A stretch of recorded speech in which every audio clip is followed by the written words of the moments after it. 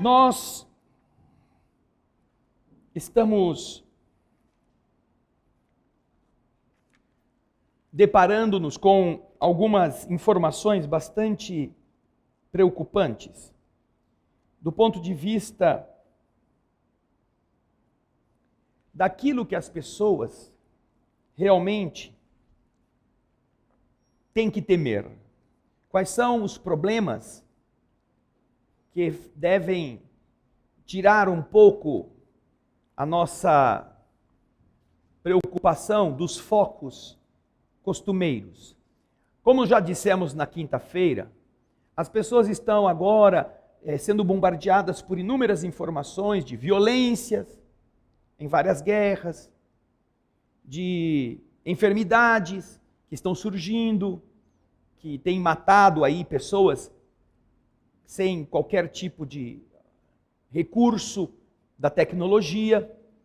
E isto, lançado na televisão, justamente quando você está em casa para ver as novidades do dia a dia, faz com que cada um possa assimilar estas notícias de uma forma negativa, de uma forma preocupante. Nós nos lembramos, há pouco, neste ano mesmo, houve uma intensa campanha por um problema de saúde pública, a dengue. Várias pessoas contraíram a doença. A televisão falava todos os dias. Grupos de pessoas foram visitar as casas para ver se não havia água empoçada no vasinho, aquela coisa toda. Tivemos uma quantidade muito grande de pessoas que foram infectadas com a enfermidade, e obviamente isso não é agradável, isso deve ser combatido. O poder público tem obrigações sanitárias em relação a isso também. Só que nós observamos que nesta longa escala da enfermidade, em nossa região, que foi uma das mais atingidas, foram contabilizadas, não sei se 2 dezenas de pessoas que morreram, se chegou a isso, de mortes em decorrência da dengue. Graças a Deus, obviamente.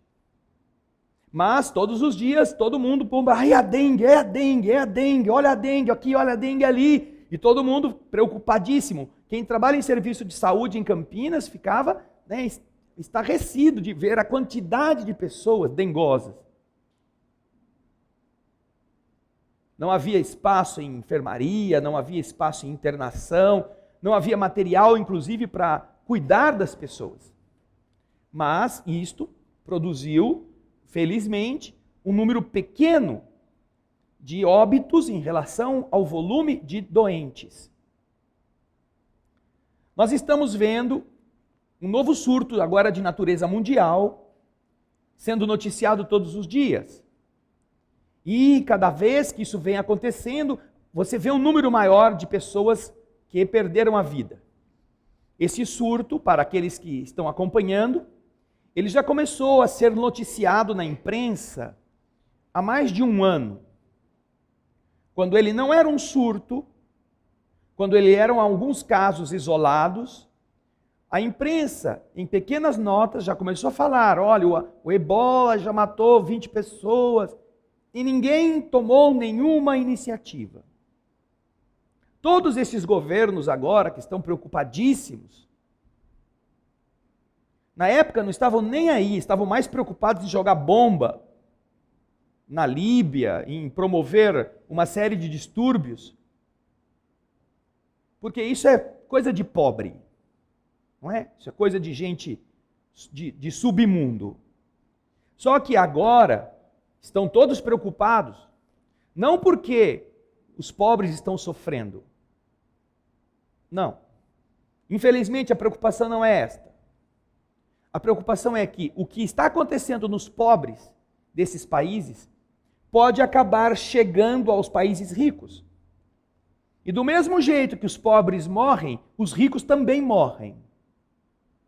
E do mesmo jeito que não há vacina para os miseráveis, os analfabetos, os infelizes, também não há proteção para os que são doutores, PhDs, os que andam de aviões, os que têm iates, os que moram em grandes condomínios luxuosos. Não, não há como fugir. Porque se trata de uma coisa invisível, cujo contágio você não sabe como evitar. Então isto agora tem gerado, oh meu Deus, pelo amor de Deus, o que acontece? Temos que tomar um jeito e fazer alguma coisa. Foi feita uma simulação, acho que em 2006, por um estudioso sobre o Ebola, e ela está na internet. Em 40 segundos, essa simulação faz toda a escala de evolução do vírus para o resto do mundo. Começando lá do centro da África. Não é nem da Serra Leoa, nem da parte litorânea. Era lá do centro da África. E ele então, com computadores programados para fazerem estas estatísticas e essas planificações, ele lançou os dados e, considerando o fluxo de passageiros, o intercâmbio de aeronaves, todas estas coisas que no mundo não tem como ser impedido, o modelo de computador criou o processo da multiplicação deste vírus. Isso em 2006. As pessoas que entrarem na internet vão ver em 40 segundos como isto toma proporções. Segundo o modelo de computador. Não quer dizer que vai acontecer. Mas, se não for feito alguma coisa, isso vai chegar em todos. Só os esquimós vão estar a salvo. Beduínos do deserto, que não tiverem contato, e esquimós que também não tiverem contato, é que vão estar livres de risco dessa infecção. Então, isto tem naturalmente feito muita gente, e agora o Ebola, vou começar a comprar álcool gel, não vou dar mais a mão para as pessoas. Mas até há 3, 4 dias atrás, o número de mortos não chegava a 2.000. Em um ano de epidemia. Eram 2.000.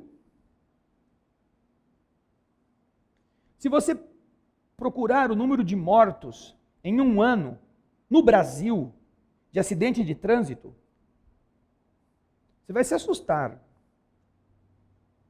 A quantidade de mortos está na casa dos 20, 30 mil por ano no trânsito. Mas ninguém fala de parar de dirigir, de vender veículo. Ninguém fala de mudar as regras para que, se com 2.000 o povo está querendo fazer uma campanha no mundo para impedir que isso se alastre, nós estamos morrendo no nosso país só de acidente de trânsito 20 vezes mais por ano. E está o povo doido para comprar carro. Mas não é só isto. Vamos ver as crianças que morrem desnutridas, vítimas da falta de higiene, os idosos que morrem também sem recursos, as doenças crônicas. Avaliemos isto para ver a quantidade de mortes, comparativamente falando, ao que nos está agora assombrando as nossas noites e os nossos pensamentos. Mas isso não é nada. Nós estamos lutando para não permitirmos que se instale uma epidemia que já está instalada e que matou 2.000 pessoas. Mas esta semana, a Organização Mundial de Saúde trouxe para os que estão atentos uma informação, no mínimo significativa, que vale a pena nós compartilharmos. Um relatório divulgado nesta quinta-feira pela Organização Mundial de Saúde indica que a cada 40 segundos, uma pessoa se mata no mundo.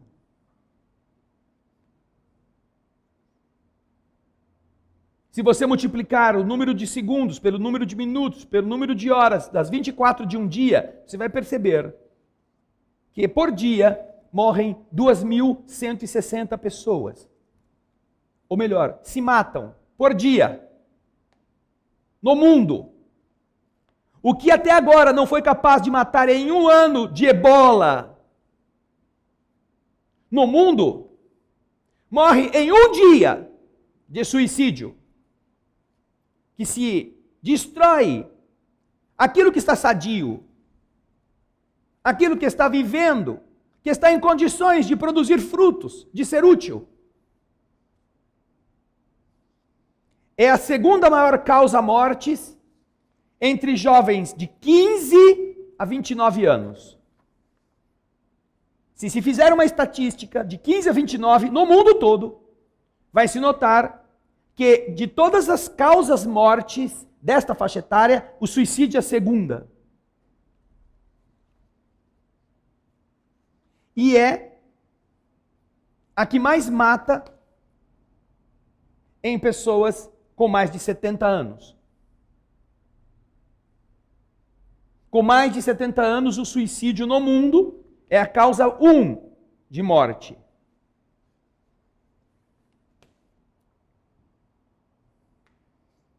E isto são números. Números que você não sabe até que ponto não estão defasados em relação à realidade.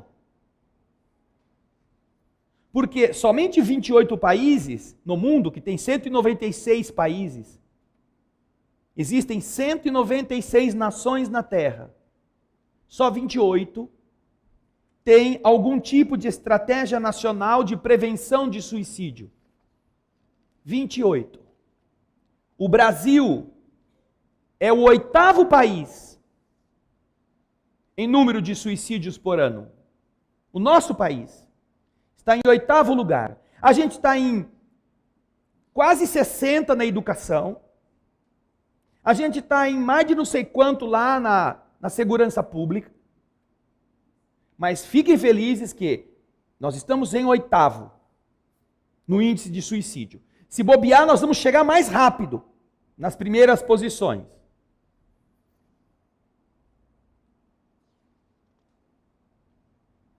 Existe, claro, causas do suicídio. Desordens mentais, problemas emocionais. Existem situações que levam a pessoa a perder a vontade de viver. Mas é preciso que nós encaremos isto como uma epidemia mais grave do que o ebola. Porque o ebola está em 2.000 vítimas em um ano. O suicídio está em 2.000 vítimas em um dia. Em alguns países, nós observamos que existe uma regra na imprensa de não comentar ou de não difundir informações sobre suicídio. O nosso, inclusive, ele tem este cuidado. Porque já se notou que quando se fala de suicídio, quando se leva isso à notícia, muita gente começa a pensar em se matar ou acaba se matando para ver como é que é. Se sente estimulado até por ficar famoso, até por sair na televisão, até por alguém falar o nome dele. Mas, mesmo aqui, nós sabemos que este número é tão alto que nos coloca em 8º lugar no mundo. Agora, há países em que não há essa regra. Vocês viram agora, há pouco tempo, o suicídio de um grande astro do cinema, divulgado lá nos Estados Unidos, e isso lá, como é uma liberdade, gera um surto de suicídios. Agora, falar em números é uma coisa, não é? Falar em números é uma coisa que você escuta aqui, daqui a pouco tá... Quanto é que é 800 por ano? Ah, o cara falou lá que 800 se matam por ano. Você vai sair daqui na esquina, você já esqueceu quantos se matam. Mas é preciso saber que, em termos de saúde do corpo e da alma, não existe opção pior do que o suicídio. Não existe. Porque muitos dos problemas graves que as pessoas estão enfrentando hoje na Terra, no corpo que possuem, problemas de má formação, problemas de deficiência, problemas inclusive de falta de membros, são decorrência de suicídios. E aqueles que fazem isso hoje, tentando fugir do problema de saúde, ou tentando fugir do problema emocional, de um problema material, não importa o que seja, estão garantindo automaticamente para a próxima encarnação problemas dessa natureza. E o que nós podemos fazer? É claro que nós poderemos fazer muitas coisas. Em primeiro lugar, sair de nós mesmos. Sair de nós mesmos. Você mora num prédio, você mora num condomínio, você sabe que neste prédio tem 5, 6, 7 idosos que moram sozinhos. Já viram que a maior causa morte em mais de 70 anos é suicídio?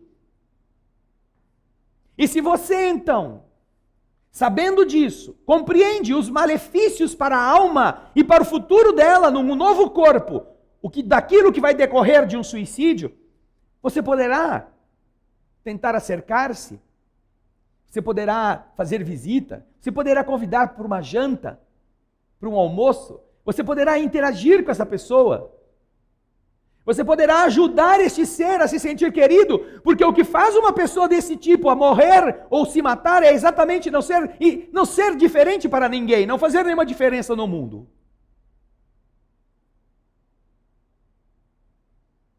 Qualquer um que esteja ali pode fazer alguma coisa. Qualquer um de nós. Não precisa dizer, olha, o senhor, eu fiquei sabendo lá no centro que eu vou, o cara falou lá que pessoa com mais de 70 anos tem vontade de se matar. O senhor está com vontade de morrer? Eu vim aqui dizer para o senhor o que acontece se o senhor se matar. Não é isso não. É claro que ele não vai falar que quer se matar. Aí você sai dali, muito feliz que você fez a sua parte, ele vai lá, pega o chumbinho, toma veneno e se mata. Só para deixar você tranquilo. Ah, mas eu falei com ele ontem se ele ia se matar, ele falou que não, jurou de pé junto. Agora ele está de pé junto. Que se matou no caixão, está lá de pé junto. Não é essa a abordagem. É cada um interessar-se pelo seu semelhante. Porque o que tem produzido o suicídio não é a tristeza, a dor, a guerra lá no Iraque, a guerra na Síria, a guerra no Líbano, não. O que tem feito as pessoas quererem se matar é elas não serem nada para ninguém. Elas não serem queridas. Elas não terem ninguém que se incomode com elas. É isto. Cada um de nós pode evitar. Mesmo que não seja para falar de religião. Porque nós não estamos pretendendo com isso fazer outros espíritas. Mas os que entendem o que significa a vida depois da vida, sabem o que acontece com a alma. Daquele que, por um momento de fragilidade, por uma ilusão própria do materialismo, se vê tentado a fugir do problema.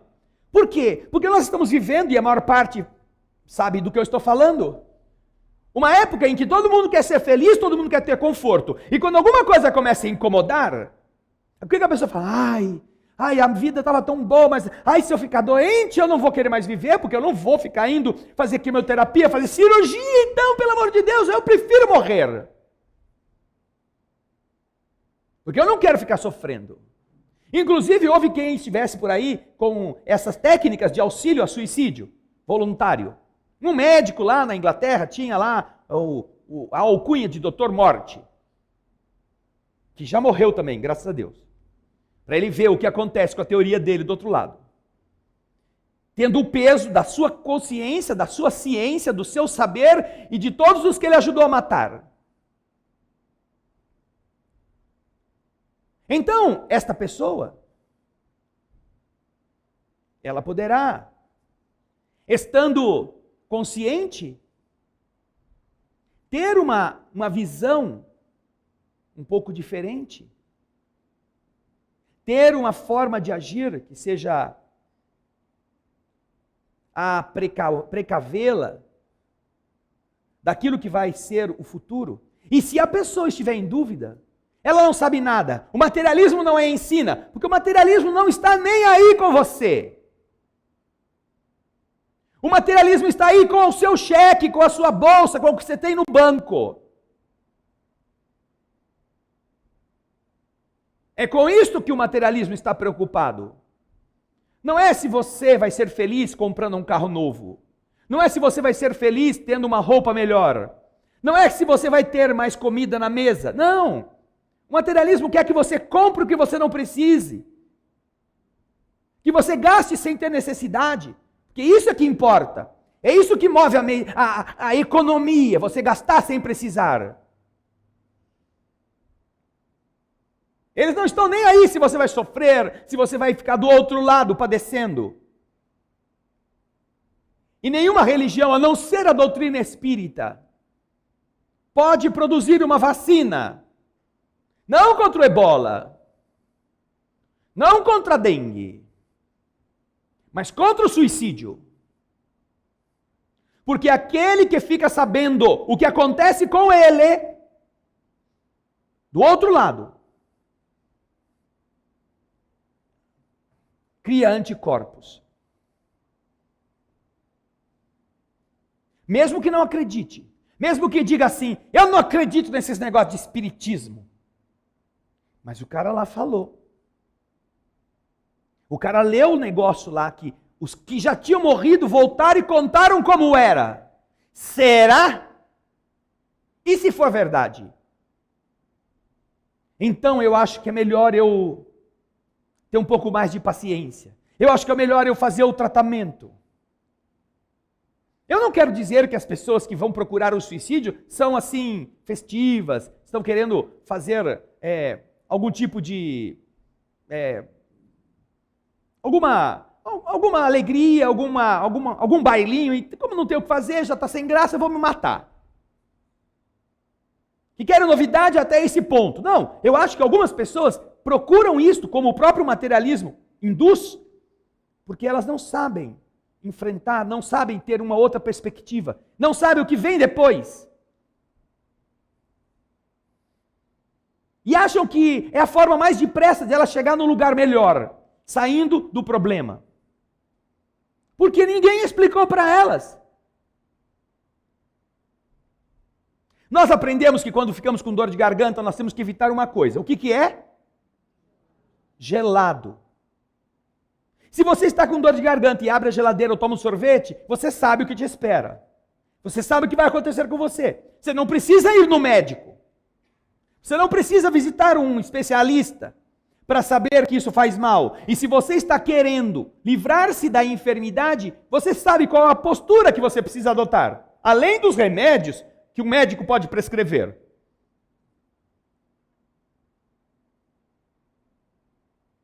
Se você souber o que acontece com o seu espírito depois que o corpo é assassinado por si mesmo,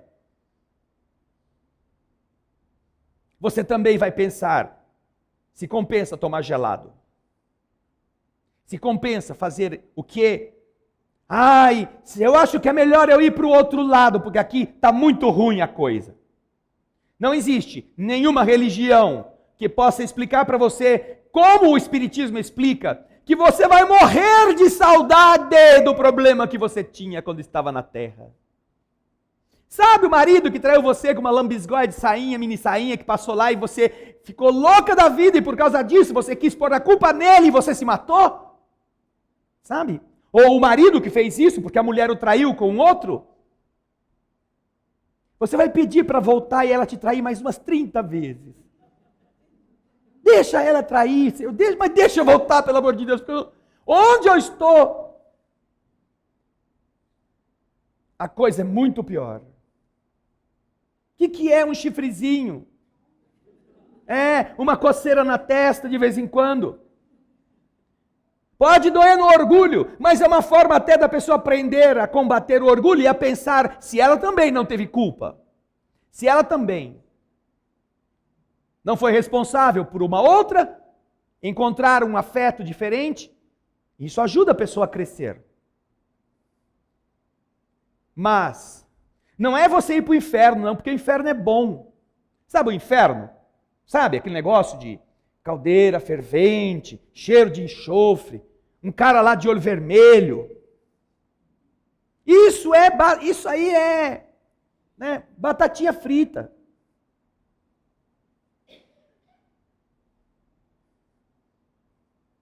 Por quê? Primeiro, hoje tem gente que já vive como sócio do capeta. Eu já vou para o inferno mesmo, então agora é que eu vou aproveitar. Já matei um, eu mato 300 e não tem problema, eu vou para o mesmo lugar. Pelo menos eu vou com culpa. E quem sabe lá o capeta não me adota como seu assistente. Hoje em dia você ter medo do inferno, ter medo do diabo, geralmente até estimula a pessoa a fazer mesmo. Porque nós estamos sempre numa cultura materialista de ser diferente. Já notaram isso? Você tem que ser diferente. Você nunca é diferente onde vale a pena. Você é sempre diferente na casca, na superfície. Então você pinta cabelo de todas as cores possíveis, você corta o cabelo de todos os jeitos possíveis, você usa sem cabelo, você põe a roupa de todos os jeitos possíveis, você veste roupas de todas as cores possíveis, você não veste roupa, que é a moda hoje. Você veste uns trapinhos. E sai com aquilo achando que está, esnobando. Uns trapinhos assim. Hoje nós estávamos no shopping, um pouco antes de vir para cá. Se vocês que estão aqui se lembram do que era que mendigo usava há 30, 40 anos atrás, você olha no shopping hoje, os mendigos estão tudo lá. É só mendigo que dá em shopping. Coisa de pobre. Shopping é coisa de pobre. É mendigo nas calças rasgadas, é mendigo nas roupas cada vez mais curtas, porque está faltando pano, porque está cada vez mais caro comprar roupa. E o povo usando uns shorts, que é só mendigo que usava antigamente. Na verdade, não é short, é uma bandana. Eu sempre falo isso. Sabe aquela bandana de pôr na cabeça? A mulherada está usando na cintura. E não contente, ainda põe salto alto. É uma moda. Todo mundo quer ser diferente por fora. Então é um modismo, a diferença por fora. Agora, a diferença por dentro ninguém quer. Ninguém quer ser honesto, ninguém não, né? Mas é muito difícil você encontrar pessoas, essas mesmas que estão aí querendo mostrar-se, chamar a atenção, serem reconhecidas pelos valores que estão vivendo. Ontem passou na televisão um movimento dos despossuídos, como é que, alguém viu? Fizeram uma passeata ontem em São Paulo como é que era o nome? Você viu aí, Alice? Vocês não viram nada, hein?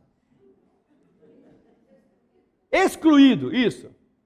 Alguém viu na televisão a passeata dos excluídos? Eu vi. Vocês notaram? Só tinha gordo.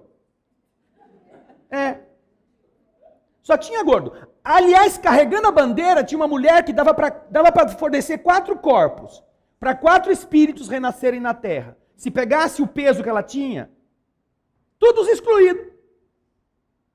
Eu sou excluído. Como todo dia umas 5 refeições, porque para ficar daquele tamanho não é passando fome. Porque mendigo que passa fome não fica gordo. Pode ver lá na história, vai lá no Holocausto nazista, lá não tinha ninguém com problema de tireoide. Já viu? O gordo fala assim, não, que eu estou com problema de tireoide. Não é que ele come muito. Lá os nazistas acabavam com o problema. Os judeus, mesmo com o problema de tireoide, era tudo magro. Não havia nenhum gordo. Os excluídos. Todo mundo quer ser diferente. Eu sou excluído. Onde que é o lanchinho? Eu sou excluído, comendo a coxinha, comendo, sei lá, a perna do porco. A gente anda 500 metros na passeata e para no bar. Cadê o ticket para a gente comer alguma coisa? Porque se não tiver o que comer, esse povo não vai nessas passeatas. Excluídos estão aqueles que estão nas favelas miseráveis do mundo. Que se juntassem realmente como excluídos, os que estão em hospitais e não têm atendimento, não precisava só de uma Avenida Paulista para fazer passeata. Ia precisar de muitas avenidas paulistas. Os verdadeiros excluídos, que não têm onde morar, que não têm esperança, que não têm emprego, que não têm nada. Estas então são circunstâncias criadas pela nossa estrutura. E que põe na televisão para que você veja, nossa, olha só o que está acontecendo. O que está acontecendo é que as pessoas não sabem por que estão vivendo. Não sabem o que estão fazendo na terra. Estão sendo manipuladas facilmente para quererem ter tudo aquilo que os outros não têm. Não importa qual seja a sua opção, qual seja a sua doutrina filosófica. Querem riqueza. No fundo é sempre isto. Com as raríssimas exceções, que certamente a mídia não vai mostrar.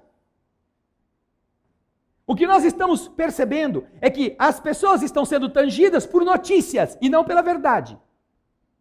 Porque de verdade, se a pessoa souber que o que vai acontecer com ela depois desta vida vai fazer ela sentir saudade do que ela estava vivendo aqui, ela não se mataria. Mas a sociedade moderna precisa de espaço.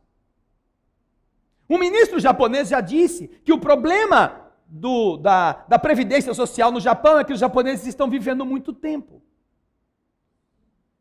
E eles vivem mesmo, né? Porque eles são disciplinados, eles comem bem, eles têm alimentos saudáveis. Então, vivem 80, 90, 100, é broto. Aí o que acontece? O governo tem que ficar cuidando dessas pessoas. Então, o que o ministro disse é que eles tinham que morrer mais cedo, para resolver o problema. Para quem administra a matéria, essa é a solução. Foi o que os judeus sofreram, os que as minorias sofreram, os que os miseráveis sofreram nas perseguições de todos os tipos. Quando fica muito caro, quando fica muito problemático, alguém sobe ao poder com essas ideias maravilhosas e diz, tem que acabar com uma parte, porque não dá para todo mundo comer o bolo do jeito que antes comia. Ninguém diz, vamos dividir melhor o bolo. Ninguém diz que na humanidade hoje, vejam só, isso são dados das Nações Unidas. –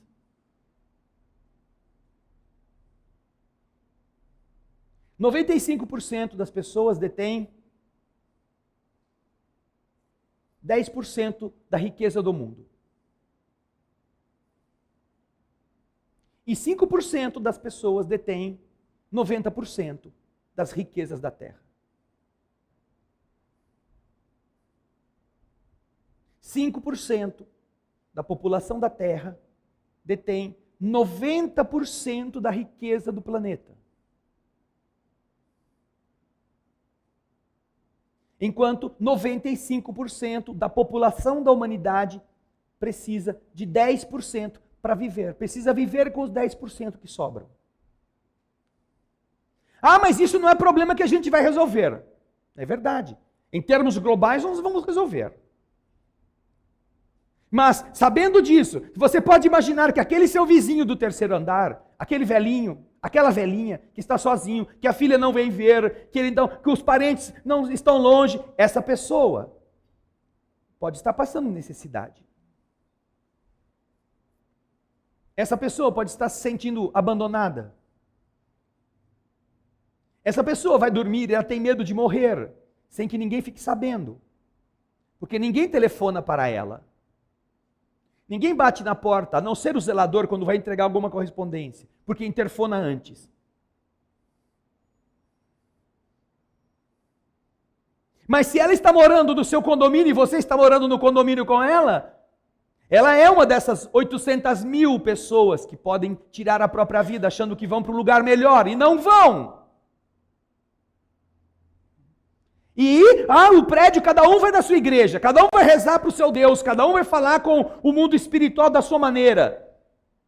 E é todo mundo muito bonzinho, na igreja, na cerimônia, no lugar em que ela vai prestar as suas homenagens ao Criador, e chega em casa, não sabe quem está quase morrendo à sua porta, ou quem está em risco de. Você não será responsável, nós não seremos responsáveis. Se você foi, você procurou ajudar, você conversou, você telefonou, você cumprimentava, você convidava a pessoa para passar umas horas do sábado ou do domingo na sua companhia, ou você ia lá de vez em quando bater um papinho. E assim ainda ela se matou. Você não tem culpa nisso. Mas como dizer que a gente não tem responsabilidade? Se nunca fizemos isso.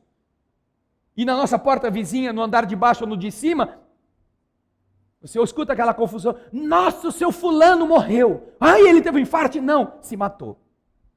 Puxa, como ele foi fazer isto? Como? Diz o livro dos Espíritos, e é importante que a gente saiba, porque como eu disse, nós, na questão de vacina, estamos muito bem. A doutrina espírita é a única religião que pode gerar um entendimento que vacine as pessoas contra, pelo menos, a inocente busca da fuga. Porque ela explica com toda clareza. Deixa eu só achar aqui a questão. Ela explica o que acontece com a alma. E para que não reste dúvida, nós vamos ler para vocês a questão 957, uma só, de um capítulo que fala sobre desgosto da vida, o suicídio. Porque o que leva uma pessoa a tirar a própria vida é um desgosto, de alguma forma. Um modismo ou um despreparo. Mas o materialista tem desgosto porque não consegue atingir os seus objetivos. O materialista que pensa que o casamento, mais do que qualquer outra afetividade, é suficiente, se desgosta quando o casamento termina ou quando a pessoa amada vai embora. O materialismo faz com que os pais que perderam filhos também achem que se matarem vão chegar mais depressa lá, porque esse mundo não tem mais sentido ser vivido sem a pessoa que antes estava do seu lado. Por que isto? Porque esta pessoa confia mais na carne que apodrece do que na alma que continua a viver do seu filho. É compreensível essa dor, claro que é. Mas é inútil tirar a sua vida para buscar aproximar-se, porque isso vai exatamente fazer o oposto. É aí que você não poderá encontrar. Então, a partir da pergunta 943 do Livro dos Espíritos, nós temos as abordagens que os Espíritos fazem sobre o suicídio. Mas a questão específica a que me refiro é a questão 957. Nesse mesmo capítulo, Kardec pergunta: quais são, em geral, as consequências do suicídio sobre o estado do espírito? Qualquer um de vocês que aqui um dia já pensou, até por brincadeira, como seria melhor eu acho que eu morrer. Qualquer um de vocês que me assiste agora, se já pensou isso também, preste atenção na resposta. Porque Kardec pergunta exatamente sobre este tema.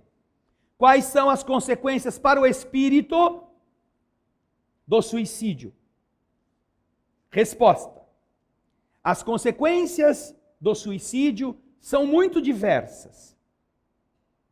Não existem penas fixadas em todos os casos. São sempre relativas às causas que o provocaram. Portanto, cada suicídio e cada pessoa que se mata tem a sua história, e os efeitos serão específicos para ela.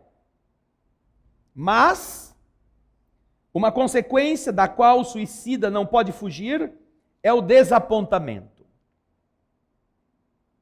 Eu me matei para eu acabar com a vida. E você descobre que não deixou de viver. Eu me matei porque eu não queria mais estar entre os que podem abrir os olhos, e você vai estar de olhos abertos, e agora numa situação terrível. Do resto, dizem os espíritos, a sorte não é a mesma para todos. Depende das circunstâncias. Alguns expiam sua falta imediatamente. Outros em uma nova existência, que será pior do que aquela cujo curso interromperam. A nova existência será pior do que aquela que a pessoa tinha. Então vai ser suicida o resto das encarnações. Porque se essa que estava mais ou menos, você já se matou, na que vai ser pior, então você vai se matar. E na que for pior ainda, porque já são duas, você vai se matar 2 vezes, 3 vezes, 10 vezes, 1000 vezes. Tem sentido. Só para quem não entende os efeitos. E só para quem não sabe que precisa lutar para ser diferente. Esse é o problema. Continua Kardec explicando. A observação mostra, com efeito, que as consequências do suicídio não são sempre as mesmas, mas existem aquelas que são comuns a todos os casos de morte violenta, e é a consequência da interrupção brusca da vida. Primeiro, a persistência mais prolongada e mais tenaz do laço que une o espírito e o corpo. O espírito continua preso ao corpo. Aquilo que numa vida de 90 anos, 80 anos, 70 anos, que você programou, vai se esgotando lentamente, que é o fluido vital, e que quando o corpo está terminando, o fluido vital também está acabando, como a gasolina do seu tanque. A gasolina do tanque do carro vai acabando, o carro vai ficando velho, então ele vai ficar sem gasolina quando ele já estiver bem velho, já na hora de morrer mesmo. Mas quando você destrói o carro com o tanque cheio, o motorista fica preso ao carro. O espírito se mantém preso ao corpo por esses laços. Porque este laço quase sempre está na plenitude de sua força, no momento em que ele é quebrado. Enquanto que na morte natural ele se enfraquece gradualmente e, no mais das vezes, se rompe antes que a vida esteja completamente extinta. Existem pessoas que já estão sem quase a ligação do espírito com o corpo. O corpo está vivendo, às vezes, à custa de remédio, à custa de aparelho, ele já está do outro lado. Já está praticamente desencarnado. Por isso é que também a doutrina espírita explica que não deve ser feita a tal eutanásia, antecipar a morte da pessoa, porque nós estamos presenciando os momentos finais daquela alma, durante os quais ele vai fazer reflexões profundas, ele vai se arrepender de coisas erradas que ele fez e que ninguém sabe, só ele vai se arrepender do que ele deixou de fazer, ele vai propor coisas novas para o seu ser, porque agora ele sabe que não tem como voltar. Ele vai pensar, nossa, quanto dinheiro eu joguei fora, quanto eu pintei meu cabelo, quanto eu gastei de academia para ficar musculoso, e agora o que o meu corpo vai se tornar? Osso. Tudo isso vai acontecer nesse período. Ele vai pedir para chamar aquele vizinho que ele falou um monte de coisa ruim, para pedir desculpa. Ele vai ter vontade de se afinizar de novo com o filho, que ele não conversa faz anos, por orgulho. Ou com o pai, que ele xingou, que ele largou falando sozinho, porque ele era muito homem, e agora ele é dono do nariz dele, e não quer mais saber de pai e de mãe, e agora está lá morrendo. E então vai querer ver o pai e a mãe para pedir desculpas. Então este é um momento fundamental para a renovação do espírito como essência. Daí ser nocivo para ele, do lado moral e do lado físico, que alguém vá lá, vamos antecipar porque está sofrendo muito. Não, fique com ele, fique do lado dele, dê remédio para que o corpo não faça o espírito sofrer tanto. Confie em Deus, esteja aí ao lado, sofra junto, porque você também vai testar o seu amor. Mas ajude esse ser a passar pela coisa mais importante depois de ter nascido. que é voltar para a vida verdadeira. É o momento em que ele não tem mais como consertar, como pedir desculpa ou como dar uma desculpa. Ele vai ter que enfrentar. Então, diz Kardec, as consequências desse estado de coisas são a prolongação da perturbação espírita, depois a ilusão que durante um tempo mais ou menos longo faz o espírito acreditar que ainda está entre o número dos vivos. Os que se matam padecem estas consequências. Quando chegam do lado de lá, passam por um período muito mais longo de perturbação espiritual. Não sabem onde estão, não sabem o que aconteceu, continuam se sentindo dando tiro na cabeça, se jogando do abismo, se jogando no abismo, se jogando debaixo do trem. Toda hora, constantemente, por anos sucessivos, porque isto está marcado no seu ser, na sua mente. Ele vê esta cena e ele a revê constantemente, por anos, segundo vocês vão ver aqui quanto. A afinidade que persiste entre espírito e o corpo produz em alguns suicidas uma espécie de repercussão do estado do corpo sobre o espírito, que sente assim, apesar dele e contra a sua vontade, os efeitos da decomposição e experimenta uma sensação plena de angústia e de horror. E esse estado pode persistir tanto tempo quanto deveria durar a vida que eles interromperam. Ia viver até os 80. Com 70 achou que já tinha sofrido muito, resolveu tirar a vida. Tinha mais 10 anos para viver. Vai passar, em alguns casos, por essa experiência de ficar preso ao corpo físico por mais 10 anos em decomposição e o que sobrar dele. Agora, se matou com mais pressa, se era com 50, são mais 30. Se era com 40, são mais 40. Nesta situação. Preso ao corpo, lá onde o caixão está. Sentindo as dores, sentindo tudo aquilo que acontece com o organismo. Não era melhor a dorzinha aqui na testa? Você encontra uma outra pessoa mais bonita, mais diferente. Você vai dar graças a Deus que aquela coisa foi embora. Agora me deixou o caminho livre, vou ser feliz. Não é melhor do que passar esse tempo todo enfrentando todas essas tragédias? Ah, eu perdi tudo. Ah, eu vou me matar. Calma, calma. Começa de novo, compra um carrinho de pipoca. Vai trabalhar lá de faxineiro em algum lugar. Talvez você conheça o patrão gosta de você, de faxineiro você vai para ascensorista, de ascensorista vai para ajudante geral do escritório, daqui a pouco você vai chegar como sócio até, se for honesto, que é o que está faltando na terra. Agora você se mata, falido. O que você vai ser do lado de lá? Falido. Duplamente. Porque falido na terra continuará sem riqueza do lado de lá, agora com o problema de ter se matado numa situação horrorosa. O que será que é melhor? Ah, é que eu passei vergonha. Ai, que bom! A gente precisa aprender a passar por isso. Porque isso vai nos vacinar de coisas erradas que poderíamos repetir. Quando você passa vergonha uma vez, se você tiver um pouco de óleo de peroba, se você tiver um pouco de juízo, você vai fazer tudo para não passar isso de novo. Aquela pessoa que na semana passada o celular dela tocou, hoje veio até sem celular. Porque não quer passar vergonha. Tirou o chip, tirou a bateria, deixou preso lá no carro. Se tocar com tudo isso, porque às vezes os obsessores arrumam uma bateria e botam o chip certo, mas está lá no carro, vai tocar lá dentro. Aprendeu. Passou vergonha? Ah, ótimo, vamos aprender com ela. Ah, eu passei vergonha e me matou. E agora? Como é que você está? Meu Deus do céu.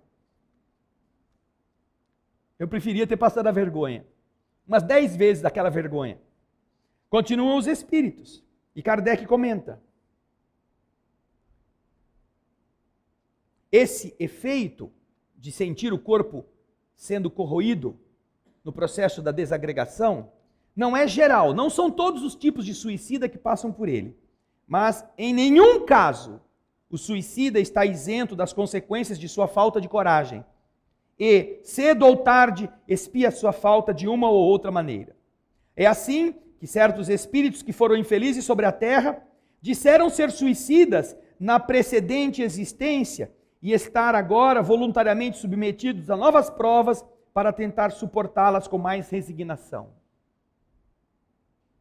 Em alguns, é uma espécie de ligação à matéria da qual eles procuram em vão se desembaraçar para alcançar mundos melhores, mas nos quais o acesso lhes é interditado. Não podem ir para lugares melhores enquanto não se reequilibrarem vibratoriamente, coisa que o suicídio produziu neles. Então precisam voltar para pedir corpos disformes, pedir situações difíceis para que eles possam de verdade superar e não fugir do desafio. E só depois disso estarão qualificados para poderem chegar a lugares melhores. Na maioria, é o desgosto de ter feito uma coisa inútil, visto que dela não experimentaram senão a decepção. A religião, a moral, todas as filosofias condenam o suicídio como contrário à lei natural. Todas nos dizem, em princípio, que não se tem o direito de abreviar voluntariamente a vida. Mas por que não se tem esse direito?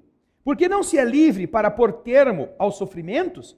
Estava reservado ao Espiritismo demonstrar pelo exemplo daqueles que sucumbiram que isso não é só uma falta como infração a uma lei moral, consideração para alguns até de pouca importância, mas é um ato estúpido, visto que com ele nada se ganha.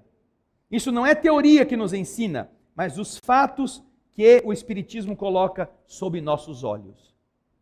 Esta é uma questão que explica porque não é bom, porque não é sábio, porque não é prudente. Mas aqueles que quiserem procurar, vão encontrar inclusive em um outro livro, este que está aqui, uma obra básica chamada O Céu e o Inferno, que Kardec coloca como subtítulo A Justiça Divina segundo o Espiritismo, já que o Espiritismo não acredita em céu e inferno, mas na época em que Kardec estava codificando a doutrina, as religiões falavam do céu e do inferno como se fossem lugares existentes.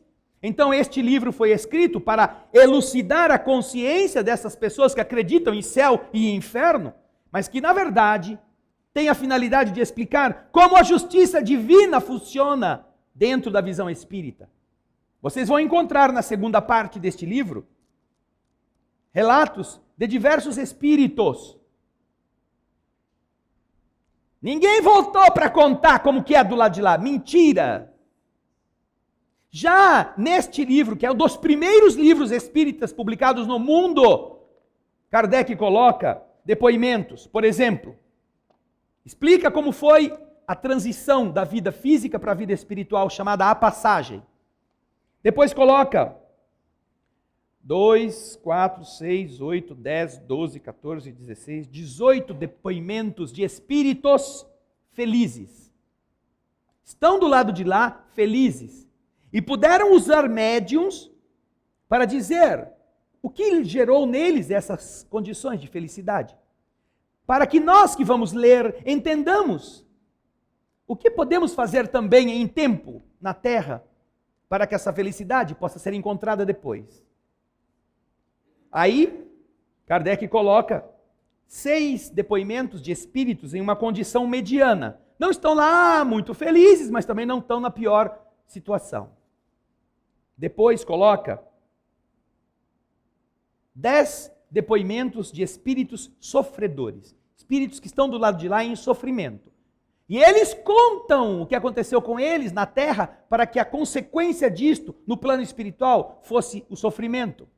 Depois, ele coloca 9 depoimentos de espíritos suicidas. Ou seja, os suicidas não estão dentro dos sofredores. Sofredor é prêmio para suicida. Eles são uma categoria à parte dentro dos sofredores. E eles contam como eles estão e por que eles estão, falando sobre o suicídio. Depois, a condição dos criminosos arrependidos. 5 depoimentos de criminosos na terra que se arrependeram dos crimes que cometeram. Depois, mais 5 de espíritos endurecidos. E uma grande quantidade de espíritos que, durante a vida física, passaram por expiações. A mendiga, a história de um doméstico, um sábio ambicioso, um idiota, aquele que sofria da idiotia, um cego, como eles estão do outro lado? Eles estão dizendo, nos depoimentos. Os espíritos voltaram para contar desde a 3ª obra básica, a 4ª obra básica da doutrina espírita, que é o céu e o inferno. Que a maioria dos espíritas não lê, nem sabe que existe este rol de depoimentos. 800.000 pessoas vão se matar este ano. A cada 40 segundos, alguém que se soubesse destas coisas, pelo menos saber, não precisa ser espírita, pelo menos saber, pode pôr a pessoa a pensar, antes de tomar o veneno, antes de dar o tiro, antes de pular na frente do carro. E se for verdade? Conta-nos a história, nos relatos que os biógrafos fazem. Algo que nós aqui já comentamos algumas vezes e que vale a pena relembrar. Certa vez, Chico Xavier estava em um evento em São Paulo, onde ele estaria autografando.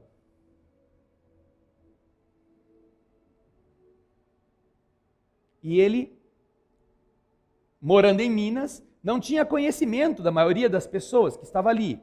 É há muito tempo atrás, este evento. Uma editora promove um lançamento, o Chico vai até lá. E então, na rodinha em que Chico está um moço que nunca viu o Chico. E o Chico nunca o viu. E ao dirigir-se para o moço, Chico diz a ele: Cuca, eu gostei muito do bilhete que você me mandou. O rapaz, que não era espírita, que não acreditava no Chico, que não tinha nenhuma ligação com o Chico, fica estranho, assim, está batendo pino. Já ouvi falar que ele é meio estranho, mas ele deve estar esclerosando. Porque eu mandei bilhete para ele, nem sei onde ele mora, nunca fui. Eu sei que está em Uberaba, mas ele ficou quieto por respeito. Passou um pouquinho a conversa, o Chico voltou-se de novo para ele e falou: mas Cuca, olha, aquele bilhete foi muito, muito importante. Ele ficou de novo intrigado. Pela 3ª vez, quando o Chico disse, ele tomou coragem e falou assim: ah, mas o senhor sabe, o senhor desculpa eu falar isso, é a primeira vez que eu vejo o senhor aqui, eu nunca mandei nenhum bilhete para o senhor. Ele disse, sorrindo como todo mineiro sabe sorrir: não, meu filho, não foi para mim que você mandou o bilhete. Não. Você mandou o bilhete para sua mãe. Lembra? Lembra no velório, quando você foi se despedir dela, que você tinha escrito um bilhete, que estava escrito assim: mãe, vai com Deus que aqui a gente se vira.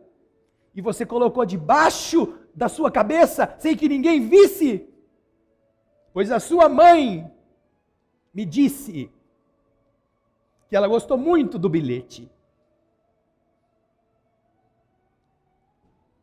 Não precisa dizer para aqueles que já estão chorando aqui o que esse moço, que tinha realmente escrito um bilhete que só ele sabia, estava sentindo quando ouviu de um estranho o relato de cada palavra que ele tinha escrito naquele bilhete que só ele sabia, que tinha colocado debaixo da cabeça da sua mãe, no caixão, no dia do enterro. Ele entrou num estado de comoção tal que pediram licença, foram para algum lugar, e então ele começou a contar para o Chico. Ontem, eu estava em cima de um viaduto aqui em São Paulo. E eu fiz uma prece e falei para minha mãe: mãe, por quem você é ou a quem você conhece, me ajude, mas faça logo, porque as coisas estão muito difíceis. Ele ia se matar. Ele conta para o Chico que ele pediu à mãe que o ajudasse. Chico então disse para ele: ontem à noite eu estava no meu quarto, na casa do casal que me abriga aqui em São Paulo. E eu vi a sua mãe entrar. Não sabia que ela era sua mãe. Ela chegou e disse para mim: Chico, eu preciso muito que você me ajude a salvar o meu filho. Ele está querendo se matar, Chico. Ele não acredita em nada. Eu preciso que amanhã você converse com ele. Eu vou fazer tudo o que eu puder para conseguir levá-lo aonde você vai estar amanhã. Mas quando ele chegar, converse com ele.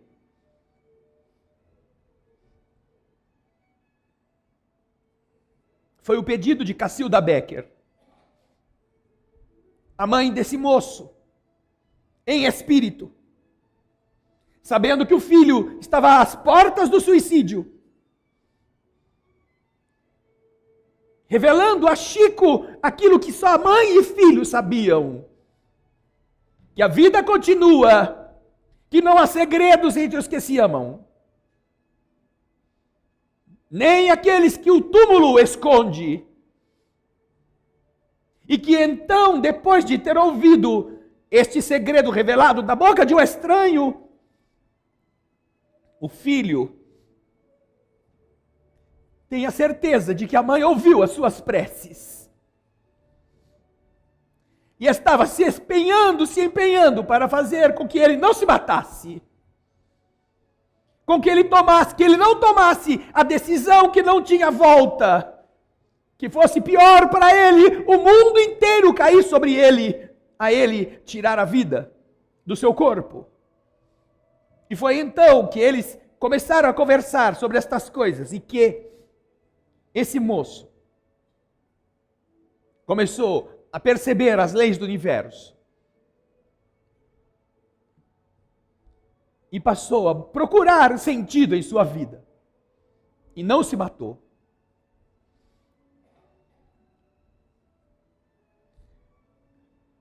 Nós podemos orar como todas as religiões têm orado. Nós podemos pedir a Deus que possa ajudar a humanidade. Nós podemos pedir que os homens não soltem bombas, que os homens não matem os seus semelhantes na base do tiro, da metralhadora, do veneno. Nós podemos pedir a Deus todas estas coisas. Mas nós não podemos evitar que isso aconteça. Mas nós podemos evitar que uma pessoa cometa o suicídio sem saber do que espera por ela. Nós temos esse poder. Nós podemos dizer, nós podemos falar, nós podemos ser carinhosos, nós podemos ser ouvintes dessas pessoas abatidas, dessas pessoas abandonadas, de um colega de trabalho em desespero, de uma pessoa fragilizada na emoção. Nós podemos nos colocar a serviço, à disposição dela. Vem em casa, vamos andar, vamos jogar bola, por sabermos que aquele momento é perigoso para quem não tem estrutura. Podemos dizer a ela que ela tem coisas para fazer, podemos falar sobre, não diretamente sobre as questões do suicídio, mas podemos dar a ela noções da vida, de como é importante estar no mundo, de como é importante semear boas coisas, que aquilo que a gente está passando de dificuldade, nós poderemos vencer, que a única coisa que vai nos impedir de crescer é se a gente matar a vida. Aí perdemos a chance, como o aluno que não pode mais ir à escola, porque não tem mais o corpo para levá-lo. A escola continua lá, os professores continuam lá, os livros continuam lá, o saber continua lá, mas o aluno não está lá. Mesmo que ele seja um aluno repetente, a escola continua lá, aberta para ele. Então, se vocês imaginarem a tragédia espiritual que está esperando por 800 mil pessoas cada ano, que vão precisar de corpos doentes, de dores em outras existências que estão padecendo na nossa psicosfera, os sofrimentos de que eles poderiam ter se livrado. Nós entenderemos que não é o ebola que nos deve preocupar. Nós deveremos ter cuidados sanitários, obviamente, deveremos tomar as cautelas para evitar não só o ebola, como todos os tipos de contágio.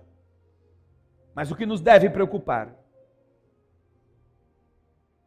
é se nós não estamos com uma visão de mundo materialista tal que nós pensemos que também o suicídio seja bom. E se nós não estamos perto de pessoas que não conhecem estas coisas e que elas possam ser devagarzinho orientadas, mesmo que não acreditem, para que elas possam ter uma escolha. Você veio aqui pensando em tirar o seu problema das costas, não é? Eu estou com problema de saúde, eu passei por uma dificuldade, eu estou precisando fazer uns tratamentos para ver se para de doer. E você vai sair daqui com um outro problema muito maior, porque você não é doente. Você aqui está para ser colocado como médico destes 800 mil que podem ser tratados por você e que às vezes moram onde você está, às vezes estão na sua família, às vezes são amigos que estão do seu lado no trabalho. Se você tiver olhos de ver, ouvidos de ouvir, vocês já imaginaram quantas mães não estão tentando achar uma pessoa que seja sensível para que elas conversem com aquele filho que ela sabe que quer se matar amanhã, que já comprou a arma, que já arrumou o veneno, que já planejou tudo? Vocês já imaginaram a angústia desses espíritos procurando alguém que seja carinhoso, que tenha um pouco de atenção, que seja presente? E quando você se torna isso, quando você abre seu coração, quando você abre sua vontade de ajudar, independente da religião que você tenha, você já pensou a gratidão desses espíritos por você? É a mesma gratidão que você sentiria, ou que você sentirá, pela pessoa que salvar o seu filho. Os filhos que você ama, e que você não pode fazer nada, você descobre que tem alguém que foi lá e tirou ele da boca do precipício, expôs a sua vida, gastou o seu tempo, salvou-o, porque você não estava lá. A gratidão que você tem por essa pessoa, que preservou o seu tesouro maior na vida, é a desses espíritos em favor dessas criaturas, que deixam de se matar, que deixam de passar por esse tormento, porque você estava no caminho.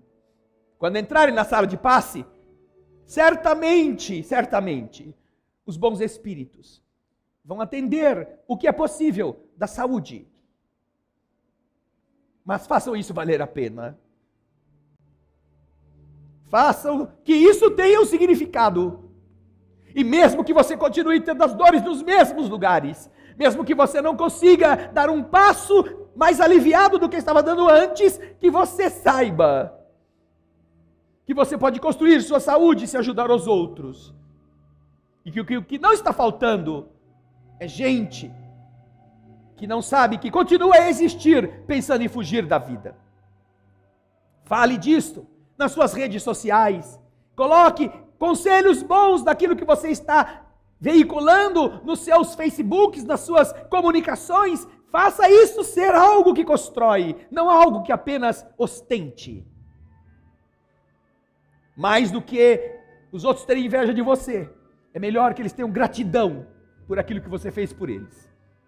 Quando entrarem na sala de paz, pensem nisso. Os espíritos que estão aqui e os espíritos que estão aí na sua casa contam com você como um soldado da luz, não como um consumidor das forças de Deus. Muita paz.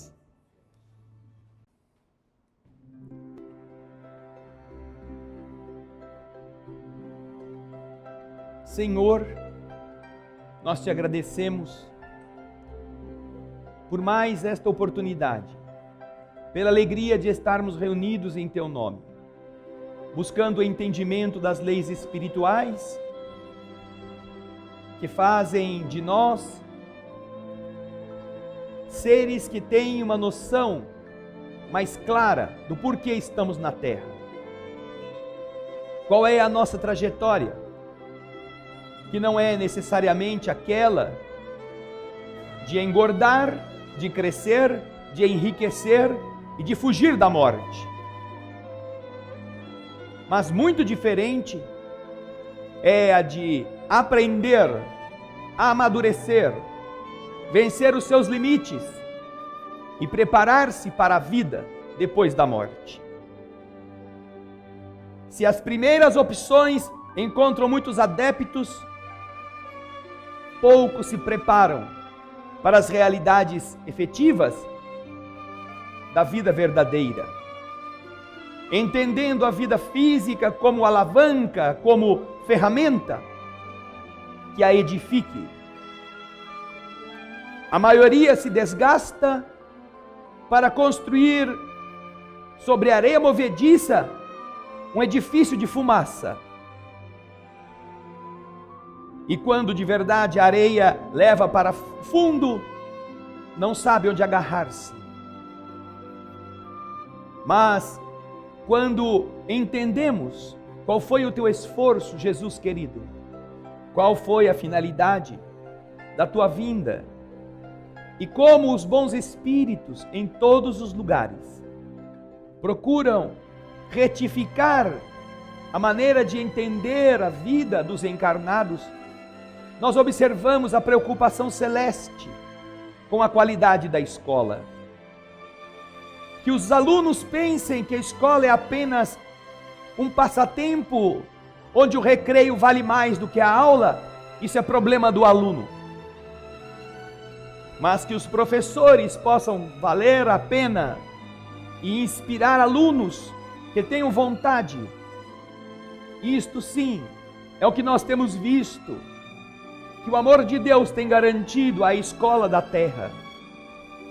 Lições ministradas com a sabedoria daqueles que as vieram viver para mostrar, não com a leviandade daqueles que falam, daqueles que pregam, daqueles que recomendam valores e fogem deles, mas com a autenticidade dos que, preocupados com a espiritualização do mundo, se afastam da materialização das coisas, que não estão usando ideais celestes para conquistas terrestres. Que o teu amor, Jesus, nos inspire a entender a necessidade real da renovação interior. E que nós saibamos aproveitar cada dia nessa construção, vencendo em nós mesmos aquilo que nos mantém preso ao mundo material e preparando a nossa jornada do Espírito para sermos melhores depois de termos passado por aqui. Aceita a nossa canção, que mais uma vez cantaremos. Almas do céu, ouvi o doce canto do fundo do coração, com calor repleto de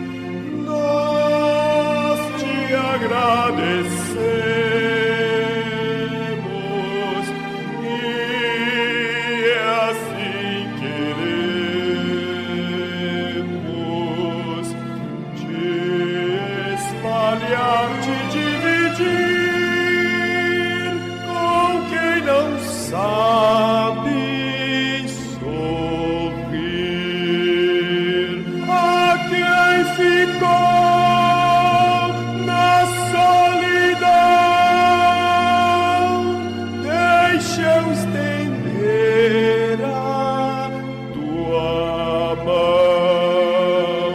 A quem precisa te encontrar, deixe ajudar.